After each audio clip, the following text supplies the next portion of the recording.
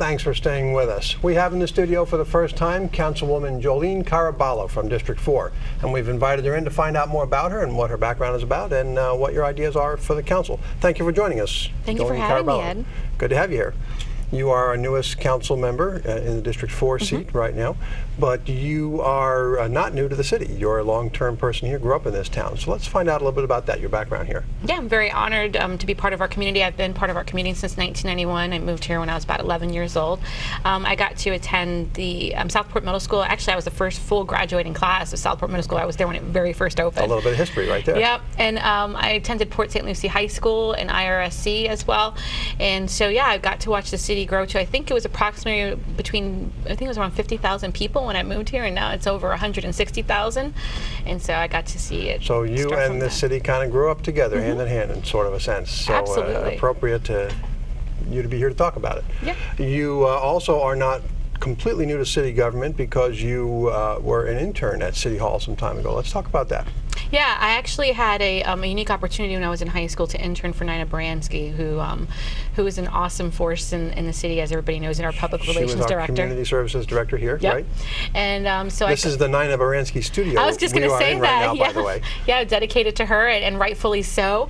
But yeah, I had a great opportunity to work with her, learned a lot from her, and also got to see other council members in action as just being part of the City Hall. I also got to do Student Government Day when I was in high school as well, and represented Marianne Cernuto, which I really enjoyed doing, and had some other unique opportunities in government as I went along, and didn't expect to actually do this one day, and was presented with an opportunity, and I'm so honored to have that today. So government issues have long been of interest to you. Oh yeah. And did that help spark your interest at that time? Did those experiences, and I think your youth court involvement, did that help develop this interest in you? Actually, I did do the first teen court case in Fort Pierce, and I did do the youth court, but for me, I think what sparked it back up when I became involved in small business. Once I started to help build the company that I currently am employed for today in St. Lucie West, it became to interest me how government affects small business.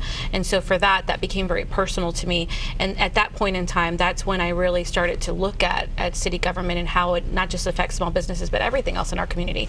And it really sparked and interested me to see how can I help and how can I be a part of affecting positive changes in our community. And you see small business as an important part of our city overall. Oh, absolutely. Small business is the key for the future, for the growth. The city has so much potential, but I really truly feel that in my heart that small business will always be a major factor as far as employment for the city. So my questions and the things that I hope to inspire in the future is how can we support our small business community, and how can we continue to have it flourish so we can continue to employ the people that live in this community. I spent a lot of time watching my friends and even myself working in other cities and other communities to travel to seek employment. So for me, it's essential to provide as many jobs as I can locally, so this can be a place that we can live, work, and play. So the big key to it there, and you don't have to drive so far. That's really good. A lot of people do have to drive out to either West Palm or some other place farther away. But if those jobs are brought home, how convenient for the people involved. Absolutely. We have such a beautiful community. That's what people are here for. They're here to live in this gorgeous community. Now, if we can just get as many of them here to be able to work here, be very close to their families as they're traveling home every day, and then also play here as well. And I'm hoping to be able to create more play with the Civic Center as we move along in the future. I really do hope that that's what we can inspire to be as we move along and we grow. And so you have an interesting perspective also, because now you're also a parent. You have kids also growing up in this city. How's that feel for that transition from your time to their time?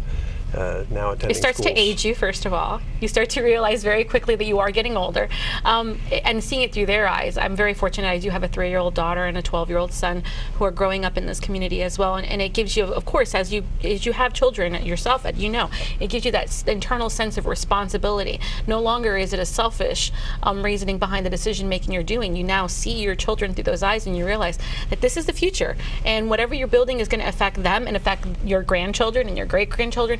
So it becomes a very personal sense of responsibility responsibility for myself as I've grown up in this community and now have children that are growing up in this community, how we have to develop the future for them and the opportunities that we have to make sure that they are the right choices that we make in the future for them. And that is true. And so many people came to this city as adults, like I did. But as time moves on, more and more people will have a story like yours, where this is that long-term home to not only themselves but to their family.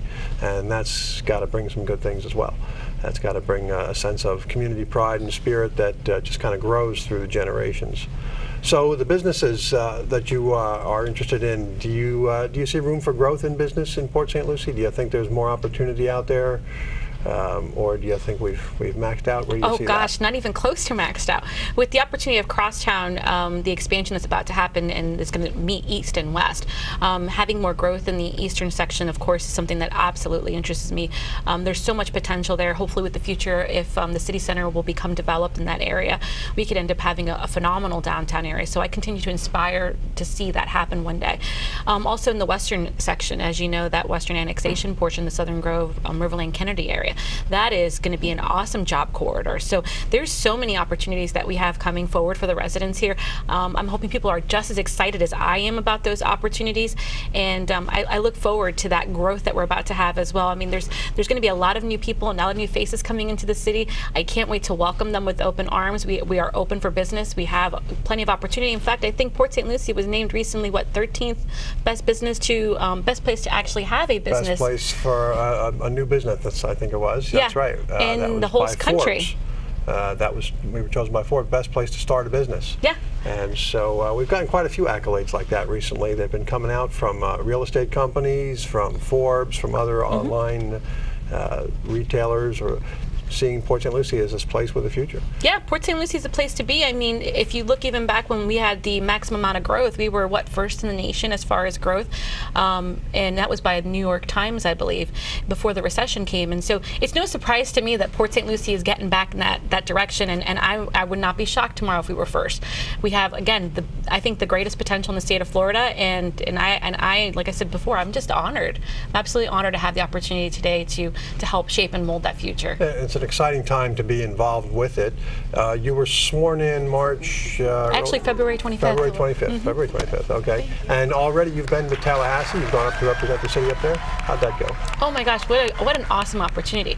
I got to meet with Representative Gail Harrell and also Senator Joe Negron in regards to the Crosstown expansion. And currently the governor had put aside $5 million in the work program. So my initiatives were to ensure that $5 million stayed in for the Crosstown bridge, and so I think we were successful on that, which I'm very excited to report about. Congratulations. And that's a very exciting thing for me. The congratulations go to the governor and to the Senator Negron for ensuring that happens, and it's very exciting. And then also we did talk about a little bit of sober homes and the bill that Mr. Representative Hagar was currently doing, and also there was a passion as well for the SHIP funding to ensure that also stays within the community. And so I know you've long been interested in politics and issues, and here you are kind of thrown in the middle of this on your way to Tallahassee, looking to secure that $5 million.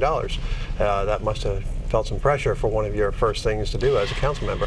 I would say that, but I've been actually fortunate to have a little bit of lobbying experience prior to city council. I actually attended in Washington, D.C., I lobbied for the tip tax credit bill for the industry that I'm in, and so I had a unique opportunity to meet with our congressman and our state senator in D.C. in the federal government. So I kind of got my feet wet there. Okay. And I'm also fortunate because I've been involved in the community, and so I do know some of the representatives and some of the local senators personally, as you know, we travel the same areas, and so it was actually an honor for me to have the opportunity to see them in their working environment, and to see how business gets done in the state.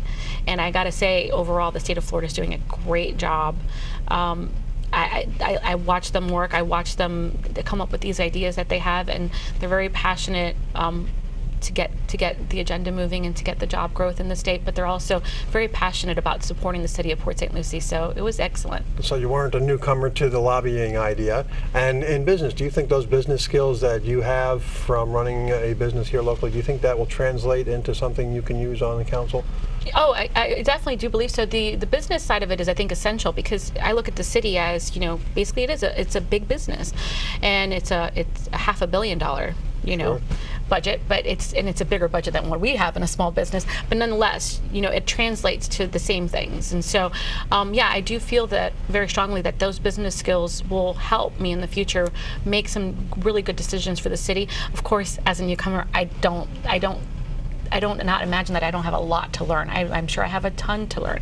And so I'm looking forward to learning from people, listening to the community's ideas, listening to our citizens' ideas and what they want to come forward as far as the future of our city. And I hope to be, like I said, a positive change to that. And since you've been a resident here and you know a lot of people already, that's got to be helpful to tap into those many people as a network of resources to learn. And you're right, nobody comes in knowing it all, and no one should expect that of a council member. They come in and they know the whole story. It's a constant learning experience because there's always things changing as well. Yeah, I think it's important to be both, to be knowledgeable, but at the same time to have flexibility and have an openness. I consider myself, I always say this, as a sponge. You know, I'm ready to just absorb any information that anybody's willing to send me. Being a member of the community has allowed me to build a lot of relationships, and if you know me outside of the office, you'll know that I'm a pretty open person, and so I welcome people to come up to me and give me their honest opinions of how we're doing, and you guys are our litmus test to how we're doing in the city and how we're doing in government. So I appreciate the feedback, good or bad, because it gives us an opportunity to actually look at some ways that we can improve the residents, the quality of life that the residents have here. And so and for me, again, it's one of those things that I'm very passionate about, is really listening to the concerns of the citizens and to the residents and ensuring that we're meeting those needs as they arise throughout the time and as we grow. It was evident that you knew a lot of people back at your swearing in because the city council chambers were filled up. I don't know how many people there were, but we pretty much filled the packed place that night, and it was just for that event only. It wasn't even a regular council meeting. And so it was pretty clear that people were out there that knew you and wanted to come out and show some support. I had some really cool people show up, and I could not believe, like, my 8th grade teacher, Mrs. Sybil Cobb, came. My criminal law teacher, Mr. Leonard, was there. And so to see those people that were my mentors in a very young and early age, and to have them there at that moment, you know, that meant a lot to me. I can't, this goes without being said, I can't express also my dear friend Alan Miller, who passed, that also was one of my mentors. And so I was very fortunate. I had a lot of people that that mentored me along the way and cared about me and really wanted to see me inspired to be something. And my teachers were awesome. I couldn't ask for a better group of people. Great commentary on the schools here in Port St. Lucie, and it's always good to have that kind of support backing you up. If anybody else wants to know more about you or would like to talk to you or meet you, how can they get a hold of you?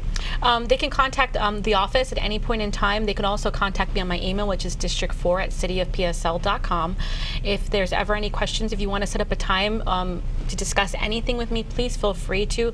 If the time limitation isn't well for you to come into the office, please feel free to email me at any point in time.